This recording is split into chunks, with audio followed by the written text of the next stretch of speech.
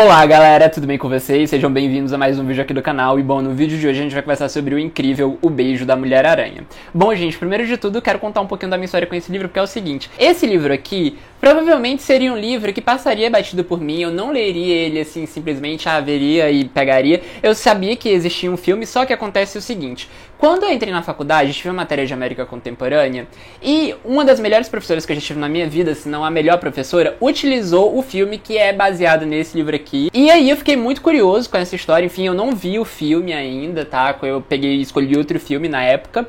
E certo dia eu estava andando pelo sebo, bato o olho nesse livro e falo assim: vou levar, por que não conhecer, né? Eu não conhecer mais literatura latino-americana, Manuel Puig é argentino. Enfim, essa é a minha história com esse livro, título maravilhoso. Eu simplesmente acho esse título incrível. E depois de ler, esse título se torna mais deslumbrante ainda, porque tem muito a ver com essa aura de mistério do livro.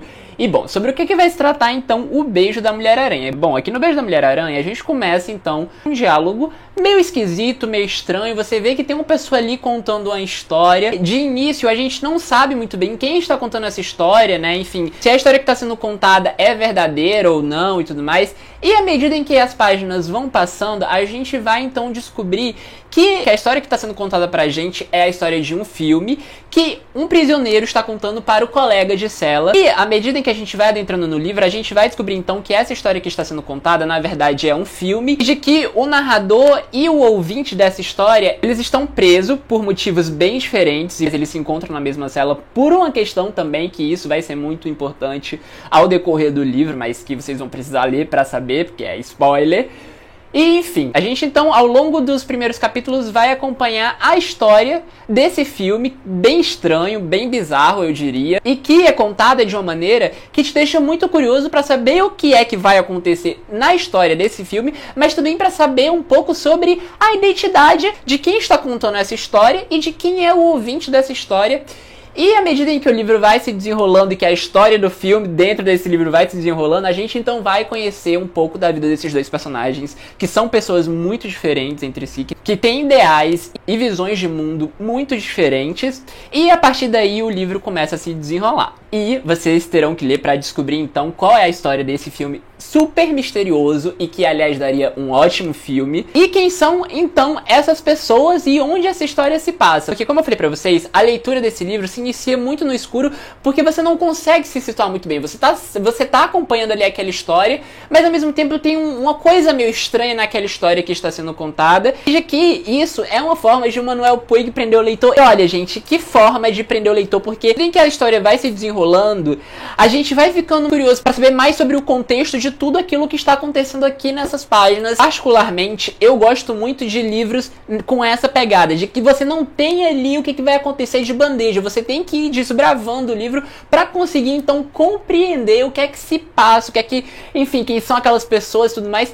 E a forma como o Manuel Puig constrói isso é muito impressionante, porque o que acontece é o seguinte: aqui no Beijo da Mulher-Aranha a gente vai ter diversas histórias dentro de uma história, e isso tudo é muito bem encadeado pela forma como o Manuel Puig constrói essa narrativa e constrói então esses personagens e essas tramas que estão dentro da trama principal desse livro. E depois de saber um pouco sobre a vida do autor, a gente descobre o porquê de esse livro ser o que ele é, né? Por que de ele ter esse ritmo? Por que de ele ter várias histórias dentro de uma história? E assim, gente, à medida em que essas histórias vão sendo contadas ao longo dessa história principal, as coisas começam a fazer muito sentido, porque dentro dessas histórias, querendo ou não, tem ali uma certa relação com o que está acontecendo na história principal, na história da pessoa que está contando e na história da pessoa que está ouvindo essas histórias de filme. E assim, achei muito bacana mesmo a forma como o Manuel Puig conduziu esse livro. E eu acho que assim, é um livro muito único, porque particularmente eu nunca peguei um livro que tivesse uma coisa assim, sabe? É um livro muito diferente, um livro que eu diria que é muito singular, e eu diria que nenhuma outra pessoa poderia escrever esse livro senão o Manuel Puig, porque aqui no final do livro a gente vai ter então uma nota sobre a história do autor, né, sobre a história do autor. E quando você sabe da história do autor, E quando você sabe da história do autor, você acha tudo mais foda, porque você fica assim, caralho, sabe? E é muito, muito, muito, muito impressionante mesmo. E quando eu falo também de que nenhum outro autor conseguiria escrever esse livro, ou um livro parecido ou semelhante nos mesmos moldes que esse, porque O Beijo da Mulher-Aranha é o tipo de livro que só um autor latino-americano poderia escrever, gente. Eu não sei como explicar isso, mas assim, eu não consigo imaginar um americano, um europeu, enfim, um oriental contando uma história como essa. Sério, é uma coisa muito única da narrativa latino-americana e eu acho isso muito, muito, muito, muito impressionante. E assim, além de tudo isso, além de todos os artifícios narrativos que o Manuel Puig emprega nessa sua história, né, que ele emprega aqui neste livro, a gente ainda tem uma coisa por trás também dessa história que envolve a ditadura militar na Argentina e de que meio que reflete um pouco de como foi então ali os anos 60 e 70 ao longo do Cone Sul, né? Porque essa história aqui, como diria o Inácio de Loyola Brandão, que escreve A Orelha dele, que eu li depois que eu terminei de ler o livro, que eu não tenho costume de ler a orelha, gente. Ele fala que este livro poderia se passar em qualquer lugar, e é muito verdade. Esse livro poderia se passar no Brasil, esse livro poderia se passar no Chile, enfim, diversos outros países da América Latina. E assim, gente, pra complementar todas essas outras coisas, ainda existe uma questão da atemporalidade desse livro, de que esse livro poderia ter sido publicado hoje, de que ele estaria sendo ainda muito atual, de que ele estaria sendo muito atual, de que ele poderia também se passar em qualquer outro país da América Latina.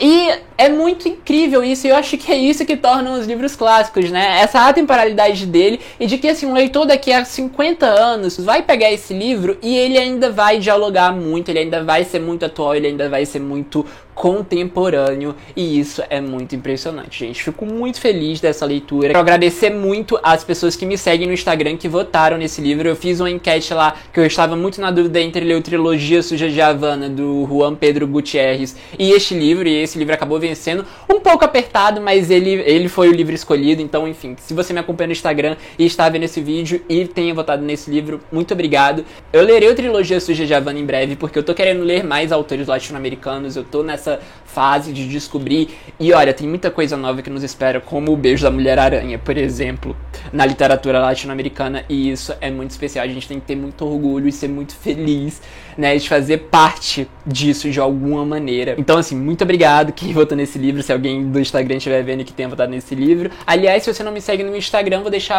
deixar meu Instagram aqui embaixo pra vocês me seguirem lá. Eu sempre posto as minhas leituras, às vezes faço essas enquetes quando eu tô muito na dúvida sobre o que ler. E é isso, gente. Não tenho muito mais o que falar sobre esse livro. Fica aqui a dica, porque é um livro muito interessante, é um livro que vale a pena ler, é um livro que flui fácil, tem várias coisas muito interessantes. E assim, gente, pra terminar essa conversa, a única coisa que eu acho que fica datada aqui nesse livro é então algumas notas de rodapé que tem ao longo da história, que fazem todo sentido, que de início você pensa assim, mas por que diabos ele está falando isso? Mas quando terminam essas notas de rodapé, você se liga, assim. Eu acho que é uma coisa que é um pensamento muito específico da década de 60, da década de 70, porque envolve aí questões psicanalíticas e questões que já foram mudando ao longo do tempo, etc, enfim, e vocês terão que ler esse livro pra saber sobre o que é que se trata isso.